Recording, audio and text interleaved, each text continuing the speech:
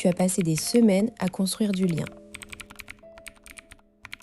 Des heures à échanger, à rire, à partager des confidences. Et puis, un soir, tu décides de dire les mots fatidiques « je tiens à toi, vraiment ». Ou pire, « je t'aime ». Et là, quelque chose se brise. Elle se refroidit, elle s'éloigne et quelques jours plus tard, c'est la rupture. Tu te demandes pourquoi mon honnêteté a-t-elle tout fait capoter? Ce n'est pas ta sincérité le problème. C'est le moment, la manière et surtout un mécanisme psychologique invisible que tu viens de déclencher. Un mécanisme qui transforme ta confession en piège. Tu n'es pas seul. Des milliers d'hommes vivent ce scénario. Et pourtant, la solution n'est pas de mentir ou de cacher tes sentiments. La solution est de comprendre ce que la science de l'attachement et de la perception sociale révèle sur le moment où les mots d'amour deviennent une menace. Dans cette vidéo, tu vas découvrir pourquoi une simple confession peut ruiner une relation qui semblait promise, et surtout comment éviter ce piège tout en restant authentique. Beaucoup pensent que l'honnêteté totale est toujours la meilleure politique. Dis ce que tu ressens, ça montrera ta vulnérabilité authentique. Voilà ce que répètent les coachs en développement personnel. Mais cette croyance ignore un fait central. La révélation précoce de sentiments forts peut être perçue comme un excès de transparence. Le psychologue Mark Lewicki a démontré que lorsque nous dévoilons trop d'informations trop tôt, l'autre peut ressentir une pression à réciproquer, une perte de mystère, ou même une suspicion sur nos intentions. La sincérité n'est pas un bouclier magique. Elle peut devenir un fardeau si elle n'est pas dosée. D'ailleurs, regarde autour de toi. Combien de relations naissantes s'effondrent juste après une déclaration enflammée? Le problème n'est pas l'amour, mais l'économie de l'attachement. Quand tu déclares tes sentiments avant que l'autre ait eu le temps de développer les siens, tu inverses le déséquilibre naturel. Elle se retrouve en position de force, mais aussi de fuite, car une déclaration trop précoce peut sembler needy, voire manipulatrice. Le cerveau humain est programmé pour détecter les asymétries. Si tu donnes tout sans avoir reçu, quelque chose claque. Lewicki a montré que l'excès de transparence, le fait de révéler des sentiments ou des informations privées avant que le lien ne soit assez solide, crée un inconfort chez l'autre. C'est comme si tu montrais toutes tes cartes alors que la partie vient à peine de commencer. L'autre se demande « Pourquoi si vite? Que cache-t-il ?» Et au lieu de te rapprocher, tu crées une distance. Ce n'est pas une question de manipulation, c'est une question de moment et de lecture des signaux. Prends le cas d'Élodie, 34 ans, architecte à Lyon, indépendante, habituée à prendre des décisions. Depuis 3 mois, elle voyait Julien, 37 ans, consultant en stratégie. Les rendez-vous étaient fluides, les conversations profondes, l'alchimie évidente. Julien sentait que c'était la bonne. Un soir, après un dîner terrasse, il lui prend la main et lui dit « Élodie, je suis vraiment bien avec toi. Je pense que je suis en train de tomber amoureux. » Silence. Élodie sourit, mais ses yeux s'assombrissent.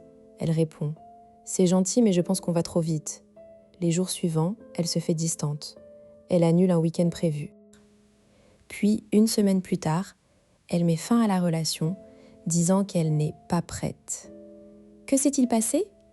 Julien était sincère, mais son excès de transparence a activé un mécanisme de défense chez Élodie. En tant qu'architecte, elle est habituée à contrôler son environnement. La déclaration de Julien a placé le curseur de l'incertitude ailleurs. Soudain, elle devait décider si elle ressentait la même chose. Et dans ce vide, son cerveau a interprété sa précipitation comme un manque de sécurité. Elle ne s'est pas sentie spéciale, elle s'est sentie mise au pied du mur. Comment reconnaître ce piège dans ta propre vie? Observe les signaux suivants. Après une confession, si la personne devient évasive, moins disponible, ou commence à dire « il ne faut pas s'attacher trop vite », c'est que tu as probablement brûlé une étape. Dans une relation naissante, l'attirance se nourrit de curiosité et de progression graduelle. L'excès de transparence brise cette progression en forçant une décision.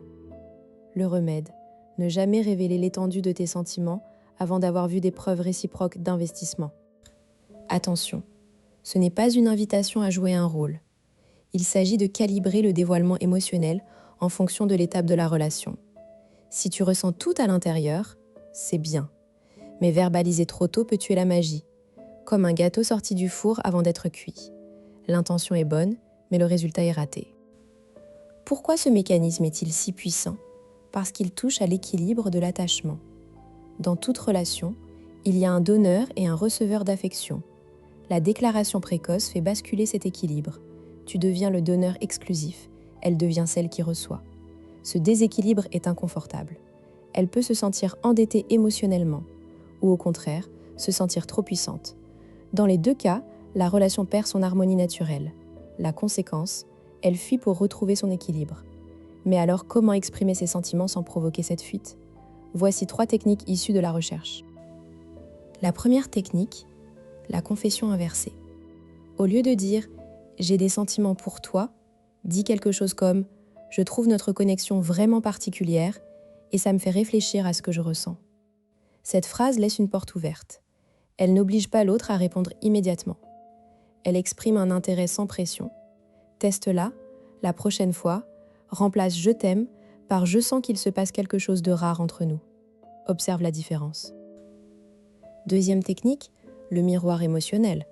Avant de révéler quoi que ce soit, vérifie que l'autre a déjà montré des signes d'attachement. Attends qu'elle utilise des mots comme « on est bien »,« je me sens en sécurité » ou qu'elle fasse des projets. Si elle ne l'a pas fait, tu n'as pas le feu vert. Un bon indicateur, si elle initie le contact physique ou te confie des choses personnelles sans que tu aies à le demander.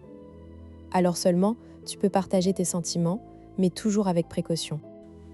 Troisième technique, la déclaration conditionnelle.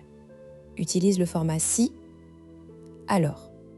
Exemple, si on continue comme ça, je sens que je vais m'attacher très fort. Cette formulation inclut l'autre dans la construction du futur. Elle ne dit pas « je suis déjà amoureux », mais notre dynamique pourrait mener à ça. Cela respecte le processus et donne à l'autre le temps de se projeter. Tu pourrais te dire « mais si j'attends trop, je vais rater ma chance ». C'est une objection légitime. Mais la recherche montre que les relations les plus solides se construisent sur une réciprocité progressive. Si tu déclares trop tôt et qu'elle fuit, tu auras non seulement raté ta chance, mais aussi créé un souvenir négatif. Attendre et doser ne signifie pas se taire pour toujours. C'est choisir le moment où la déclaration sera une confirmation, pas une surprise. Autre objection, et si elle attendait que je me déclare ? Si elle attend, les signaux seront clairs. Elle te provoque, elle te relance. Mais dans la plupart des cas, une femme intéressée ne met pas de pression pour une déclaration. Au contraire, elle crée l'espace pour que ça vienne naturellement. Ne devine pas, vérifie les faits. Est-ce qu'elle propose des rendez-vous ? Est-ce qu'elle te parle de sa vie future ? Si oui, tu peux graduellement partager tes sentiments, mais toujours avec une porte de sortie. Souviens-toi de Julien et Élodie. S'il avait appliqué la technique du miroir, il aurait remarqué qu'Élodie n'avait jamais dit « je suis amoureuse » ni fait de projet à deux. Elle aimait sa compagnie, mais n'était pas prête à s'engager. Sa confession a simplement accéléré une prise de conscience qu'elle n'était pas prête à affronter. S'il avait attendu, peut-être que les choses auraient évolué différemment. Mais en forçant la main, il a perdu une chance.